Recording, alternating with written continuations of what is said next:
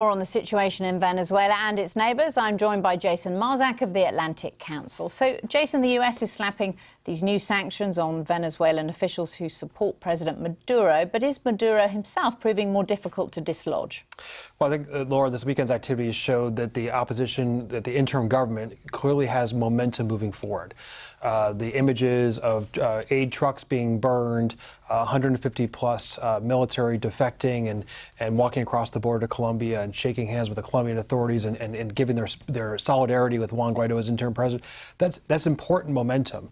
Yes, the aid convoys did not get across the border today. Yes, the Venezuelan military, their roadblocks were successful. But that was just this weekend, and the momentum today from the Lima Group meeting, I think, is clearly on the side of the interim government. But do you think it's working, these constant calls for the Venezuelan military to defect and leave Nicolas Maduro and therefore help Guaido?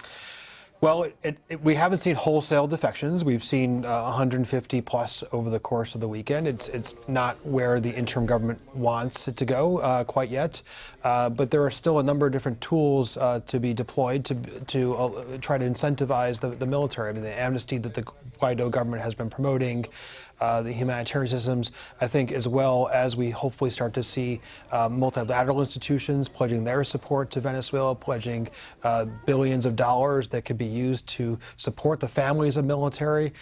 They could hopefully eventually see the writing on the wall between what life will be like under Nicolas Maduro versus life under an interim government that's supported by the international community. Meanwhile, we do hear some opposition voices, don't we, calling now for military intervention to dislodge Maduro. The US has said that all options are on the table, but are they really? At this point, they're not. I mean, over the weekend, interim President Guaido, as well as his representative to the Lima Group, Julio Borges, both spoke about the fact that all options are on the table.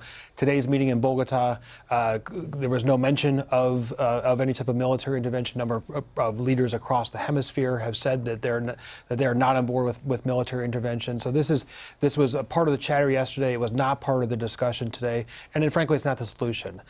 Military intervention will just allow for even greater calamities in Venezuela. The solution is really a peaceful democratic transition for liberty for the Venezuelan people. But Maduro is doing his best to say that the US wants to dislodge him, that it's an imperialist plot. Does it actually help his hand, the US being so vocal against him? Well, so Laura, for a number of years, look back to Hugo Chavez, early 2000s, the fleeting coup against him in 2003.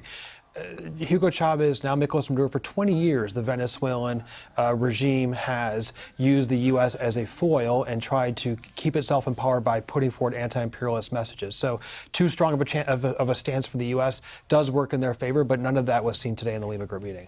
Jason Marczak, thank you so much for joining us. Thank you.